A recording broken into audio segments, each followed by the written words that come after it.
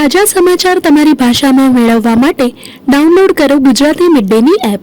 हिंदुओं के व्यवसायिक प्रतिष्ठानों पर जिस तरह से सुनियोजित हमले इस्लामिक कट्टरपंथी ताकतें बांग्लादेश में कर रही हैं, ये बहुत ही शर्मनाक और खतरनाक है। भारत को चौकन्ना रहना पड़ेगा और पूरी ताकत के साथ अपने अल्पसंख्यक हिंदू भाइयों के साथ पूरे देश को खड़ा होना पड़ेगा। किसी भी तरह से कोई बड़ी दुर्घटना ना हो, इसके लिए कूटनैतिक तौर पर, राजनीतिक तौर पर भारत को प्रयास करने पड़ेंगे।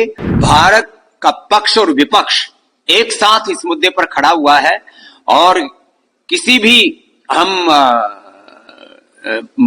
बुरी से बुरी परिस्थिति का सामना करने के लिए हमें तैयार रहना पड़ेगा। जब हमने बांग्लादेश को जन्म दिया, जब हम बांग्लादेश बना सकते हैं, तो वहां पर रहने वाले अपने हिंदू भाइयों की रक्षा करने में भी पूर्ण तरह से समर्थ हैं। इस भारत के सामर्थ्य को हमें दिखाना होगा, जिससे कि वहां पर रहने वाले हिंदुओं की तरफ कोई आंख न उठा सके। भारत के प्रधानमंत्री वो एक बहुत बड़ी शख्सियत हैं और हिंदुओं की रक्षा कैसे करनी होती है उसको वो जानते हैं और उन्होंने की है। हिंदुओं के घरों, हिंदू मंदिरों और हिंदुओं के व्यवसायिक प्रतिष्ठानों पर जिस तरह से सुनियोजित हमले इस्लामिक कट्टरपंथी ताकतें बांग्लादेश में कर रही हैं, ये बहुत ही शर्मनाक और खतरनाक है। और मुझे तो आशंका है आगे वहां पर जो हमारे अल्पसंख्यक हिंदू भाई हैं, उनकी मां बहन बेटियों की इज्जत आबरू पर बात ना आ जाए, इसके लिए भारत को चौकन्ना रहना पड़ेगा और पूरी ताकत के साथ अपने अल्पसंख्यक हिंदू भाइयों के साथ पूरे देश को खड़ा होना पड़ेगा।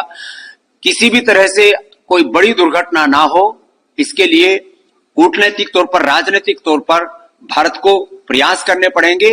और मैं आश्वस्त हूं कि इस समय भारत के प्रधानमंत्री जो बहुत ही तेजस्वी हैं, यशस्वी हैं और पूरा हिंदुस्तान उनके साथ खड़ा हुआ है।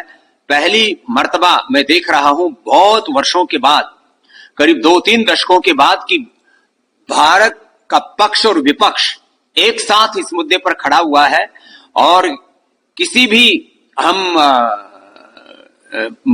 बुरी से बुरी परिस्थिति का सामना करने के लिए हमें तैयार रहना पड़ेगा और जरूरत पड़ने पर भारत को हस्तक्षेप भी यदि करना पड़े तो भी। जब हमने बांग्लादेश को जन्म दिया, जब हम बांग्लादेश बना सकते हैं, तो वहां पर रहने वाले अपने हिंदू भाइयों की रक्षा करने में भी पूर्ण तरह से समर्थ हैं और इस भारत के सामर्थ्य को हमें दिखाना होगा, जिससे कि वहां पर रहने वाले हिंदुओं की तरफ कोई आंख न उठा सके। और दुर्भाग्यपूर्ण तो यह है कि जिस तरह की दुर्घटना और जिस तरह का विद्रोह, बगावत बांग्लादेश में, ऐसे ही बगावत हिंदुस्तान में हो जाए। ऐसे कुछ राजनीतिक लोग, कुछ ऐसे सोशल टेररिस्ट, कुछ रिलीजियस टेररिस्ट, कुछ ऐसे यूट्यूबर्स मंसूबे पाले बैठे हैं कि भारत में भी जाति के नाम पर, आरक्षण के नाम पर, संविधान के नाम पर वर्ग भेद और अलग अलग मजहबी उन्माद ऐसे पैदा कर दिए जाए कि भारत की एकता, अखंडता और संप्रभुता खतरे में पड़ जाए और बांग्लादेश जैसी एक बगावत की स्थिति हिंदुस्तान में पैदा हो जाए। ऐसे जो मंसूबे पाल करके बैठे हैं, ऐसे जो लोग वीडियो अपलोड कर रहे हैं और देश के सड़कों से लेकर के संसद तक में जो इस तरह के विघटनकारी, जो कुत्सित प्रयास कर रहे हैं, उन लोगों को हमें सख्ती के साथ रोकना पड़ेगा।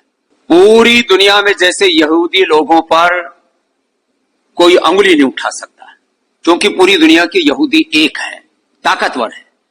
ऐसे ही पूरे हिंदुस्तान के 100 करोड़ से ज्यादा हिंदुओं को एकजुट रहना होगा और साथ ही साथ इतना ताकतवर बनना पड़ेगा।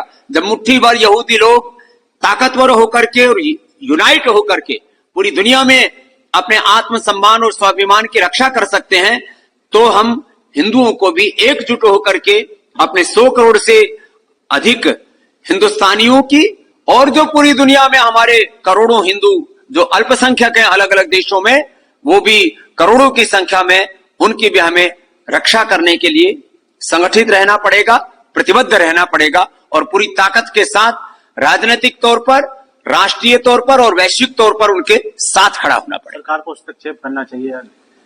सरकार को यदि जरूरत होगी तो हस्तक्षेप भी करेगी, क्योंकि भारत के प्रधानमंत्री वो एक बहुत बड़ी शख्सियत हैं और हिंदुओं की रक्षा कैसे करनी होती है उसको वो जानते हैं और उन्होंने की है।